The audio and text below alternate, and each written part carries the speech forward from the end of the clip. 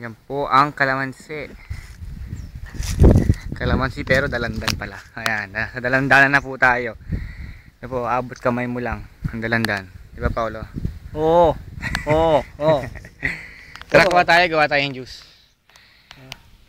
Gawa tayong juice. Ito ba, okay na ba to? Dito kalaki, kahit hilo-hilo. Malambot ba? Hindi nga eh. Sabi daw, pag makintab daw. Yun ba yun? Pag makintab na daw yung dalandan. Ibig sabihin, hinog na. Pwede na ba ito pang juice natin? Sige, kuha tayo. Pang juice lang.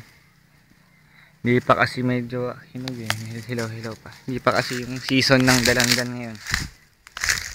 Season 3 pa lang ngayon. Then next month siguro okay na yun, no? May dalandan pa doon kasi medyo madamo na doon eh. Ito, medyo madilaw-dilaw. Nakita niya si Paula, abot kamay lang niya yung dalandan. Parang abot kamay ang dalandan. May mga nyog-nyog din po dito. Pero may mga musi nakatanim dito dalandan. Dalang hita. May dalang hita siya. Dala niya yung hita niya, mga kaibigan. Dalang hita. Ito malaki. Okay na ba to? Ilang piraso pa? Isa pa, tatlo pa. Dagdagan tatlo pa. Wala akong bulsa.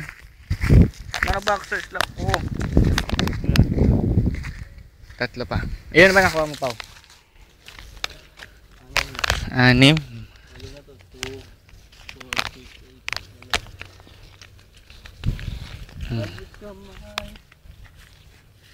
May malalaki pa bang dalandan dyan? Ayun, sayang, madamo lang. Ayun.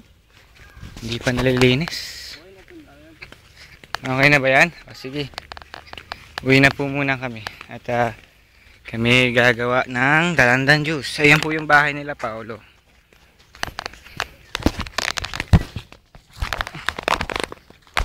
Ayan.